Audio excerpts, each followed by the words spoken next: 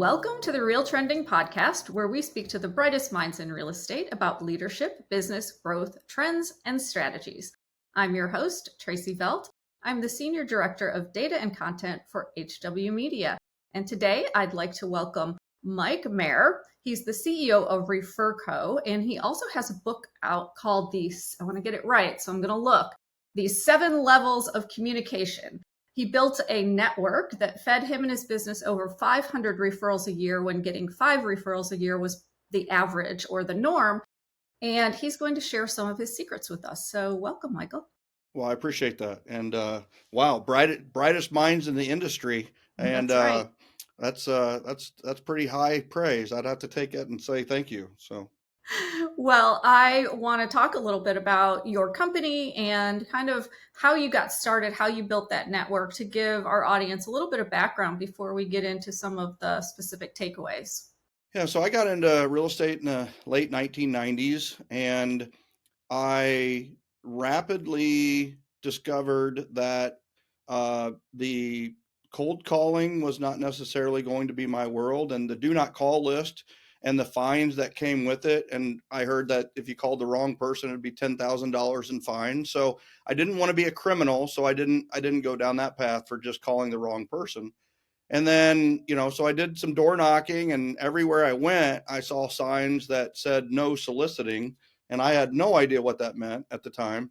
But when people said, hey, no solicitors, and I thought that was like no spitting gum out on the sidewalk or something. But after getting the door shut in my face and finding out that solicitation and what it was, and that that was a crime as well, I thought, well, maybe I won't do that. And also at that time, they were starting to do it where you had to get permits to solicit certain neighborhoods in Kansas City. And I didn't want to have to go through, all of that. And most of them were getting turned down. And then, I thought about, hey, listen, I'll just email people, and I would email a lot of people. And then I got it back and everybody was saying, you're a freaking spammer. Don't ever spam me again. So, I could be a criminal, I could be a solicitor, or I could be a spammer. And I was like, man, I didn't like the sound of any of those. So I kept working at it. I finally got a client for my softball team, literally a guy who chose me as his realtor because I was on the same softball team. Had nothing to do with my expertise, my competence, anything. He just took one for the team, literally and figuratively. And so we went and looked at homes, and I ended up getting him into a home. And one thing that softball players like to do is we like to party. So when he bought his home, we had a housewarming party for him and his wife. And I invited 20 neighbors. We invited all the softball players, and we ended up having like 45 people at this housewarming party. And I got 11 referrals at that housewarming party. My very first client, very first housewarming party. And all of a sudden I had 11 pieces of business and 11 things to talk about. And then Vanessa, Davey's wife, her parents wanted to sell. So I got a literally a direct sale from that. So we sold them, got them into the new house, and we were off and running very quickly. And I just discovered that, man, I'm not the sharpest tool in the drawer, obviously, by what I just said there, but I'm smart enough to know that this felt a lot better and this was a lot more productive. So I went down the repeat and referral path at 100%. And that blossomed into other events and other things that we did. The housewarming parties led to more clients and more clients, to the point where we were doing, my first year I did 37 transactions, second year I did 87, third year I did 187, fourth year 205, and fifth year 255 transactions. So, and we were doing a lot of transactions, and then that's kind of how I got started. Great. And so you talk about event marketing, and that's pretty much the only marketing you did, correct? Was having these events? Yeah, pretty much. I mean, it was a mixture of networking and the events. And networking is just another form of events. It was really, a 3-pronged attack, which I even teach to this day, which is, the self-mastery, which is, being high character, being highly competent, and being a great communicator. Or if you can't be a great communicator, be someone who could be claimed to be over communicator, right? There's no such thing as over communication. So try to do that. So character, competence, and communication. And then the relationship mastery is one-to-one. So I really mastered the one-to-one aspects of relationship building and business building, which were listing presentations, buyer consultations, and networking one-to-ones. And a lot of those one-to-ones led to one-to-many. And my one-to-many strategy is, I think, the thing that's very unique to the marketplace is the event mastery. And that was my one-to-many type of aspect. And all roads led to events in some way. And I always thought, if I have a follow-up to an event, it needs to be an event. And if I have a one-to-one, a person I like, I want to invite them to an event, because at the event, all these people are going to talk great about me to that one person, and they're going to be converted to being an ambassador. And what's funny about all of this is I'm a huge introvert. You and I have never met before. And think about how many interactions you and I have had in the real estate industry, and we just met like a month or two ago. So I'm an introvert. I'd much rather stay home and stay a wallflower type of personality. But what I discovered is that, okay, I don't want to speak highly about myself, but I need people to speak highly about me. So I had parties. Well, who goes to parties? Extroverts. What do? They talk. And what do they talk about? Well, if you have the party, they talk about you. And it's like, how do you know Michael? And, isn't Michael great? And they were definitely good for my ego. So, and I found out a really good place to hide is at an event, because they're all talking to each other and distracted by other people. And I'd be over there like, standing by myself or talking to two or three people. So that's, if you're an extrovert, you love what we teach because we teach you to do events and parties.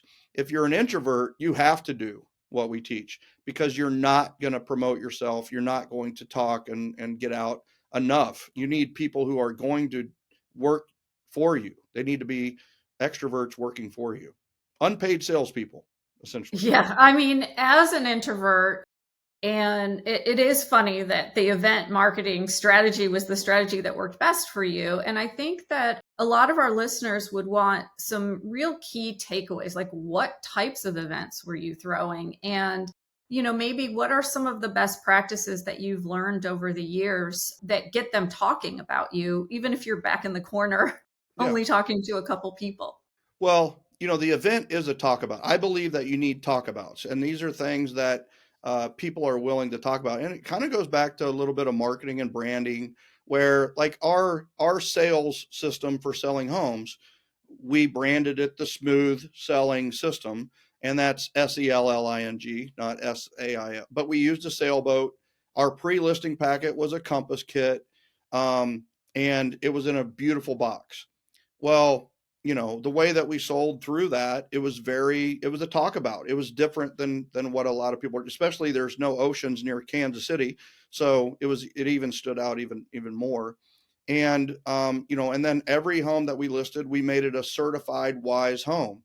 And the WISE was an acronym, which what stood for warranted. So we put a warranty on the seller's home without having the buyer having to buy it. We pre-inspected, the I is for inspected, and we staged for the S, and we staged the home very formally and decluttered and made it look like $1 million. We put we put soft jazz on all the radios, so every one of our listings sounded the same. And then we used Ocean Breeze Febreze and Ocean Breeze like essential oil diffusers in the homes, so all of our homes smelled the same. And then the E in the Certified Wise Home Program is for evaluate. We would have our homes pre-appraised, so we would have our appraisal come out, look at them, and then I would do a appraisal, and then the seller had their opinion, and we would converge those three to come up with the pricing. And if the appraisal worked out in our favor, which it did most of the time, it would be in a certified Wise Home 3-ring binder in the home for everybody to look at. They would see the inspection, they would see the appraisal, they see what we did for staging, and we sold homes very, very quickly and people would talk about the smells of our home. They would talk about the song, the music in our homes and the presentation of our homes. So having talkabouts were critical, but the talkabouts that I had the most control over were events. The housewarming parties were a huge talkabout. And, the housewarming parties were fantastic. And then we would have 3 client appreciation, or what I called, friends and family events a year. And those became talkabouts. And, you talk about like, what are the best kind of events to have? And the best kind of events to have are, what do your friends and family like to do? If they like to bowl, have a bowling event. Like, a lot of mine were sports fans. So we did a Royals day where, we would have 250 people go to the Royals game together. We'd do barbecue before the game and then go to the game. And there was one central theme to all of our events, and that was, I was not the entertainment. Like, I think the biggest thing that we really need to look at is that, find out what people love to do and then provide it for them, and then get the heck out of the way. People do like alcohol. They like beer, they like wine, they like bourbon. So, we have a lot of clients and we have a lot of people that I've helped train through events that they do. There was just one recently that was beer, bacon, and bourbon. Huge hit. Who doesn't like beer, bacon, and bourbon? It's like, who's not going to that? So I think finding out what your sphere really loves to do, and maybe doesn't have time to go do it. Like, Top Golf comes, and it's hot, it's new, and it's like, all right, no, nobody's really done that yet. Let's have a party at Top Golf. And I think that's the genesis behind all of this, is that it's fun prospecting. Just have fun. You're going to have fun at the event. Your friends are going to have fun, but they also know you're in real estate, or you're in lending, or whatever you do. And guess what? They want to return the value when you provide the value like that. And we have to just teach our sphere that the best way to reciprocate, the best way to give value back, is through the form of referrals. And I was very good, and continue to be very good, that delivering that message that, hey, listen, just send your friends our way and we'll take care of them. And everybody wins, because our network gets bigger, and your friend gets really great, competent service, and probably sells their home faster, or buys a really good deal. So I could just hear it now. I can hear people saying, well, that's great, but it costs too much money and I have no listings and there's no business out there right now. So what do you say to that? Well, there are listings out there right now, so I would say that, right? You look around, and guess what? Homes are selling. Um, and I think the flip side of it too is that you've always got to be looking ahead. Maybe there's not any home. Maybe it's a 0 in MLS today. Maybe it's a 0 in MLS tomorrow, but it's not going to be an MLS forever, or 0 in MLS forever. So, is preparing that. And the thing about events is we have a system, a referral system at the events, that allows people that are looking to possibly sell down the road, or buy down the road, or invest down the road. They will let us know that. And they can do it in a very awesome way, and not an awkward way. An awkward way is if I ask, like, Tracy, are you looking to sell your home anytime recently? And you're like, no, right? Or, who do you know that's looking to buy or sell or invest in real estate? And it's like, you're on the spot, and you feel very awkward, and you feel like you got to fill the space with something. And, everything I do is based on making people feel awesome, not making people feel awkward.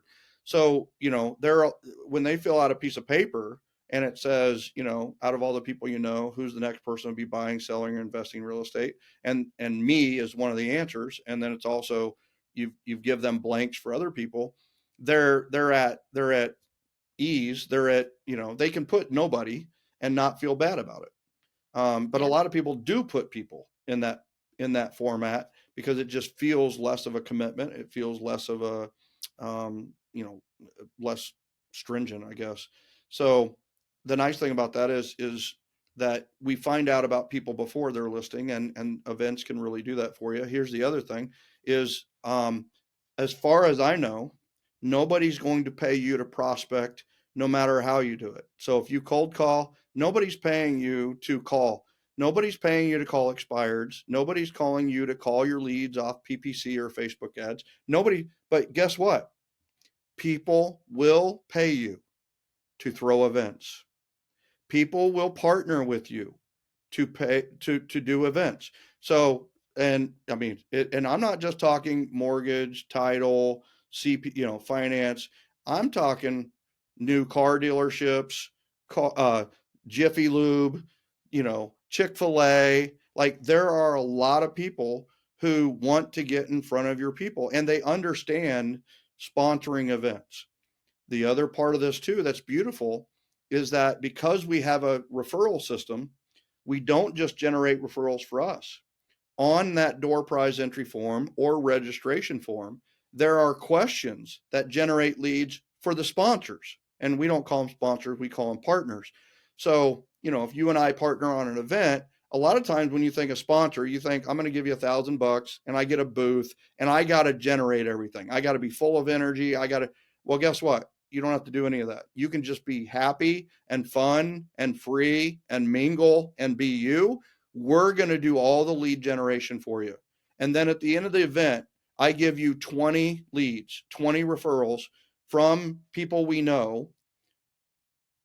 Are you going to sponsor the next event? The answer is 100% yes. And so, I believe that we have a system that is the only system that you can make money making money, and it's legal, right? Yeah. I mean, it's really great. And if I want to kind of move into your book a little bit, because I think that was really interesting, kind of the 7 levels of communication and how it relates to today's market and today, what real estate agents can be doing today to drive their business forward. So talk to me, give me a high level view of your 7 levels and how that has the potential to impact an agent's business. Yeah. So I essentially wrote 7 levels because there was no book that really talked about relationship mastery, right? There's books on self mastery all over the place. And there are some books out there for event mastery and experiential marketing, event marketing, but there was really nothing in there for that one-to-one space, like maximizing one-to-ones. So that's essentially why I wrote it, is because I read 2,500 books and there was a gap there. So, at the bottom of the 7 levels very quickly, advertising, direct mail, and electronic communication are the bottom 3 levels. And we know those are the worst forms of communication. It's very costly. Nobody reads them. It's really hard to stand out. The open rate for emails is very low. And guess what? If you want an even less open rate, send them mail. That's even less. And if you want even less open rate, do an ad, So I call those the influential zone. They're great in support of the top 4 levels. The number 1 support level is the middle level, which is handwritten notes, which surprises a lot of people that, oh my gosh, it's its own level of communication. It is on its own level. How would you like a marketing piece that you sent? It for sure got opened, first of all. Number 2 is they for sure read it. And number 3, what if they kept it forever? Yeah. That is what a handwritten note can do for you. It can move people to action. It's the greatest follow-up piece of communication. I believe it's the most powerful marketing piece that can leave an office on a daily basis. I write a handwritten note every day. Every day at 1 p.m., I drink a bang, which is my own personal vice. Like, I call it a bad habit. Well, if I have a bad habit, I need to counter it with a good habit. So my good habit is I drink the bang, I write a handwritten note, a power note. So, and then the top 3 levels are where money's made. And honestly, I mean, if we're in sales, we need to spend it in the influential zone, which are the top 3 levels. And the top 3 levels are phone calls, events and seminars. There we are again, right? Events, seminars, and workshops. And at the very top level, the highest level of communication is one-on-one or one-to-one.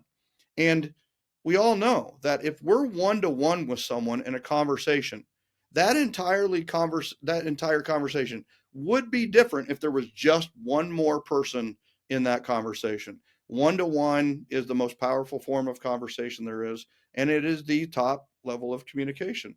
And those three are the influential zone. And what we really try to teach and provide, and that I lived, is try to live and work in the influential zone as much as you can.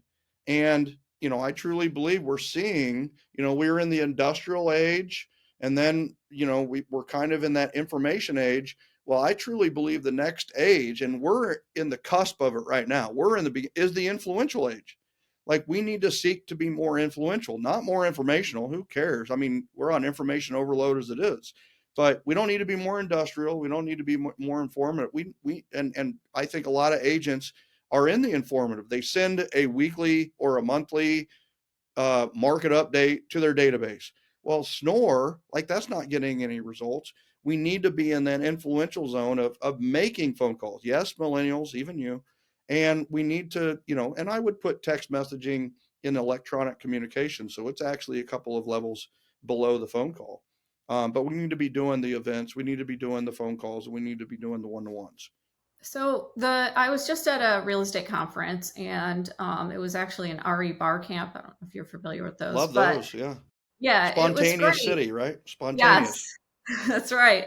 And one of the things that just got at one point discussed over and over again was, what do I say to my spirit? Like, how do I get those one-on-one conversations?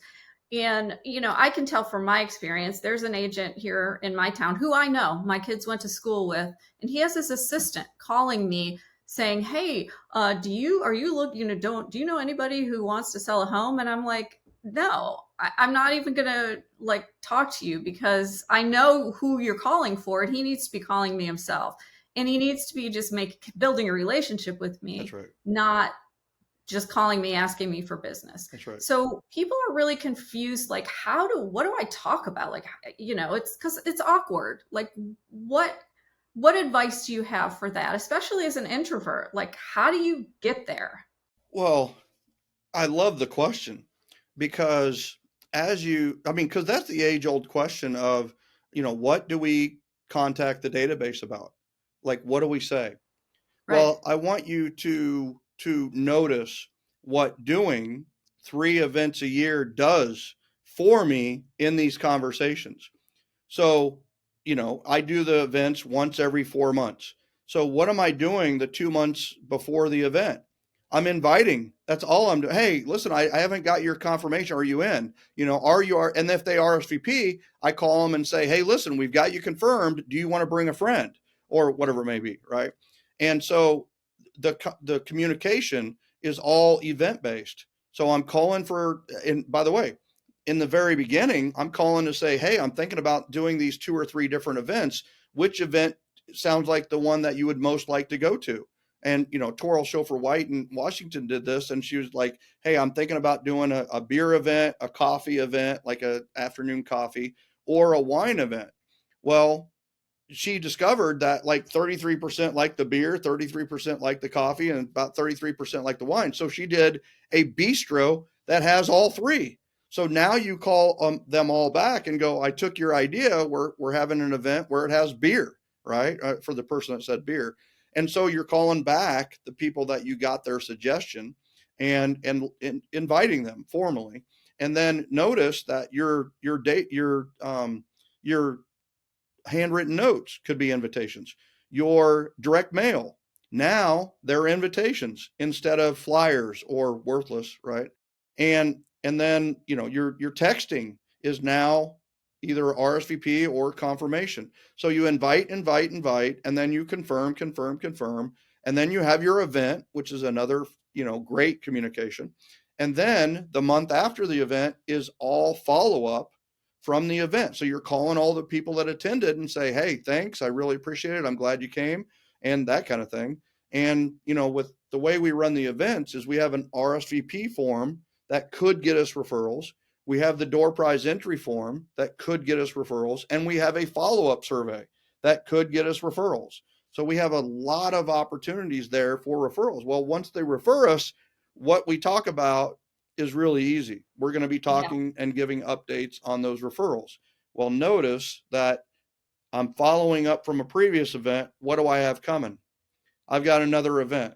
So the follow-up thank you is also an invitation to the event that's coming up in a couple of months. So all of the communication is solved for the year because it's all invitation based, and everything I do is I don't chase anything. I don't chase anyone.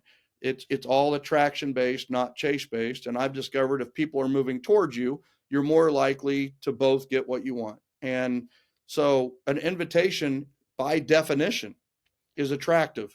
It's attractive. It's in vitae, right? Vital signs is your heart, and vital signs are how you live. Vital, right, is life. And that's invitation is I want you in my life. By definition, an invitation is attractive. So always be inviting, always be confirming, always be following up. And it solves the problem of what to say. It solves the problem of frequency, consistency. And we don't talk about real estate at all until they want to talk about real estate. And you know what happens when you're in flow and you're in communication with your database? They want to talk real estate when they're ready to talk real estate, and they'll talk to you because you have this open line of communication with your database. Yeah. And how do you send those invitations? Do you do like a paperless post or anything, or do you do a handwritten one every time? No, I love the question. So here's the thing: is you want to have an invitation created, no matter what. One reason is because you want the sponsor partners' logos on the invitation. So you have the invitation. Now, if you never print that off, that's okay. But you could do Evite and use your Canva invitation, or you could use Eventbrite. You got to be careful with Eventbrite. They can make your event public, which you don't necessarily want if you're paying for. You don't want to pay for strangers necessarily coming to your event. Yeah. And then people use paperless post. They use Greenvelope. It honestly doesn't matter. But you do want to create, because you're going to use social media. Yeah. If you've got a Facebook group, you're going to put the invitation in there. But one of the things about an invitation that I love, you and I both have a marketing background. What people typically make the mistake of with a flyer or a brochure is there's no call to action. Well, when you throw away, I'm never going to do a flyer. I'm never going to do a brochure. Most of them are ego based anyway. What I'm going to do is I'm going to do invitations, like an open house. I'm no longer going to do an open house flyer that puts the house on there. No, it is a personal invitation to a private, confidential, one-to-one showing of that home, which is what we want anyway. So that's what that open house invitation would look like versus an open house flyer. So the nice thing about an invitation is RSVP is built into the whole thought of an invitation. We have to have a call to action, which is RSVP ASAP, and they text you, they call you, they email you, they reply, however the mode of the communication is. Okay, that's interesting. We're running out of time, so I want to get into a couple of more personal questions for you. Personal questions. Yep, personal questions. So what I always, this is kind of a standard question for my podcast, is what was your aha moment, your most memorable one, I would say, that kind of made you realize, oh, wait, I need to stop doing this. I need to start doing this. I need to switch directions, whatever it was. What was that for you? Wow. Do you mean in the real estate business or in life? It could be either. Yeah. So one big one in life was Howard Brinton interviewed me for the Star Power, and I was January's 2005 model. And I say model because I've always wanted to be a cover model. Never had the looks for it, but always wanted to be it. And so he interviewed me. That thing went out to 100,000 people. And I would always give, like I gave him the housewarming party system. I would give them the networking stack and the home court advantage system. I would give them the system, but I was giving them an answer instead of like the answer to the referral mastery system. And so I was always like, I need to write a book just so I can like go read it, get all the answers. So I was like every other person who needed to write a book. I didn't write a book. And then on December 13th, 2007, I had knee surgery. And a few days later, I checked into the emergency room with a really couple bad pains in my rib area, and the morning of December 18th, 2007, I flatlined. I actually flatlined for 37 seconds. I had blood clots. I had 7. I'm an overachiever in every regard, I guess. I had 3 that went into each lung, and I had 1 that passed through my heart. Luckily, I was at the hospital. They resuscitated me. They put in a temporary pacemaker. And that night in ICU, I outlined, literally, I drew the pyramid that is in the 7 levels of communication, and I outlined, that. And, when I came to, and when she was like, well, we about lost you there, stay awake, stay with me. I was tearful, very emotional moment. Number 2 is I didn't have children at the time. And I was like, I was always ambivalent. They were going to get in the way of success in real estate, and I wanted a kid at that moment. And then I just thought, this system that I've got and built almost died on the table right here with me. And after they put in the temporary pacemaker and put me in ICU, and we delivered the news to my wife and that kind of thing. I started working on the book, and that book has changed my life, and it changed a lot of people's lives, and it almost died there on the table. And that was a very pivotal moment. And then I moved because of the book. I was living in Kansas City doing a lot of real estate, and I was finding more joy in teaching real estate agents and other people about the 7 levels of communication. So I moved to Atlanta to fly, right? Because of the airport. Delta's direct everywhere here. And so what a pivotal moment in my life. Whereas, it changed my entire life. Is the book led to the speaking engagements, and that led us to living here in Atlanta, Georgia area. And the opportunities for my son have been incredible. It's been a great move for us. Yeah, what a powerful story. I mean, that type of an event surely makes you look at your life like, okay, wait a second. I got to take another look at this. For sure. Yeah, definitely. And so where do you look for inspiration and motivation now? Are there any particular books you're reading right now? Any podcasts you listen to? A lot of, obviously, I'm sure you look to other people for inspiration as well, whether it's your wife or your son or, Yeah. but, tell me a little bit about where you're finding that. Well, it's interesting. I'm actually teaching a class called Energy Mastery class right now. And I have a thing called Referral Mastery Academy.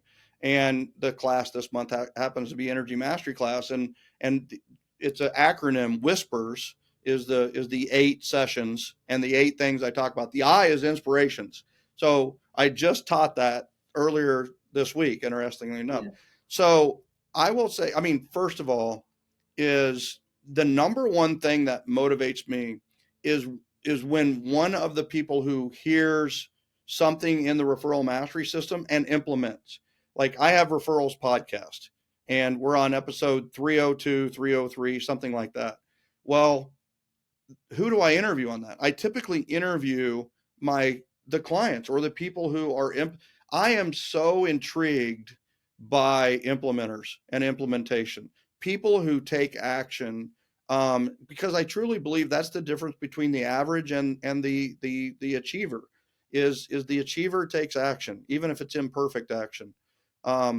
And so I love that. That inspires me every single day. I read like a bandit. I read, 10 to 12 books a month, and I devour books. And sometimes I read the same book 10 times in a month. I've read How to Win Friends and Influence People over 20 times, still learn a lot.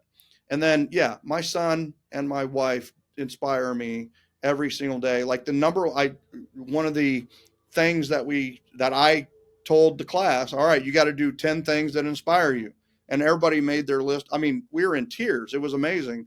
Well, number 1 on my list is hugs from my wife and kid. That is the number. You want to be inspired, go hug a loved one. Just hug them tight for 20 seconds and just, I'm going to hug people. So and I'm an introvert, but it is one of those where, I saw this graphic recently where it's like, I'm going to hug you so tight, all the pieces go back together. That's what I was like, when my wife hugs me, she puts all my pieces back together.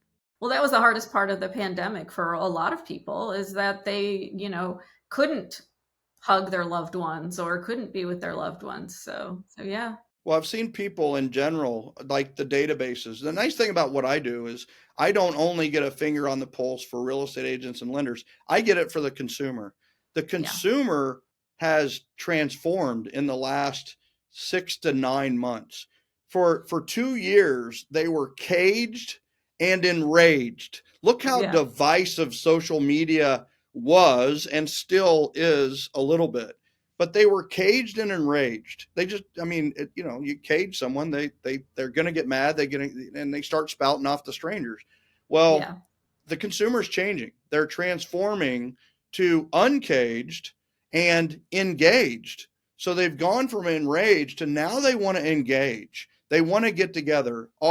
The live events that our clients are doing are full of more energy than they've ever been before, even pre 2020. The energy and people are so appreciative of them having the event so they can get together. And it's been amazing to watch as we've kind of been there to help that transformation and help that transition kind of take place. And I will tell you, the more people engage, the less enraged they'll be. It just it's really hard to tell someone off in person. I mean, most things that people type on social media, they'd never say if they were in the same room as the person. No, absolutely.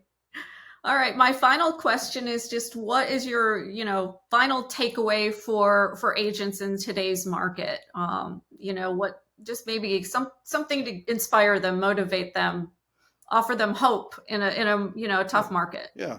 So I think the big thing is create daily habits around um, things that work, right?